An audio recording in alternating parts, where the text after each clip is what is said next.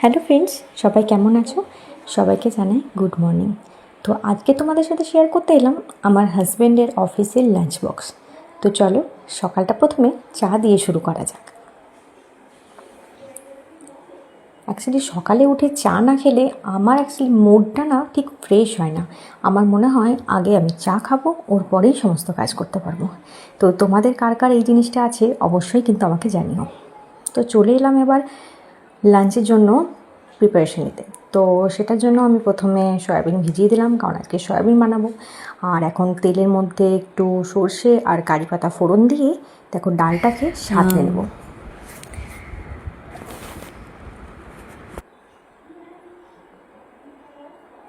তো ডালটা অলরেডি আমার ফুটে উঠেছে, এবার নামিয়ে নিলাম।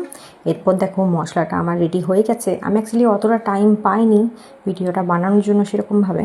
তো এবার আমার তরকারির জন্য সমস্ত কিছু রেডি করে নিলাম। তারপর তরকারিটা আমি নামিয়ে নিয়েছি, সেটা তোমাদের সাথে আর শেয়ার করা হলো না। এবার আমি স্যালাড কেটে নিলাম। এবার আস্তে আস্তে টিফিনগুলোকে আমি সব ভরে নেব। তো ফার্স্টে আমি দিয়ে দিলাম সয়াবিনের তরকারি, এবার দিয়ে দিচ্ছি ডাল, এবার দিয়ে দিলাম ভাত,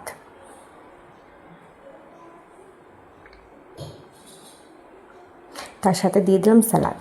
তো ফাইনালি আমার লাঞ্চ বক্স রেডি অ্যান্ড আমার হাজব্যান্ডকে দিয়ে দিলাম।